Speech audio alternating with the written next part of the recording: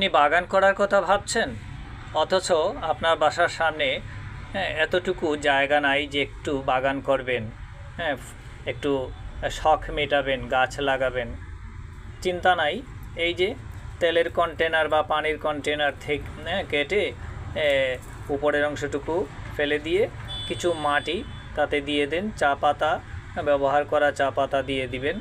হ্যাঁ, তারপর আলুর খোসা টোসা এগুলো দিয়ে ভালো করে নিড়ানি দিবেন।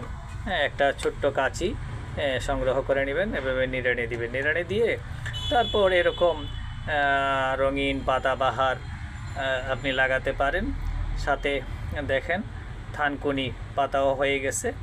হ্যাঁ, এভাবে আপনি ইচ্ছে করলেই আপনার বাগানের শখটা মেটাতে পারেন। প্রতিদিন পানি দিবেন দুবেলা, সকাল এবং বিকেলে, আর একটু পরিচর্যা করবেন মাঝে মাঝে।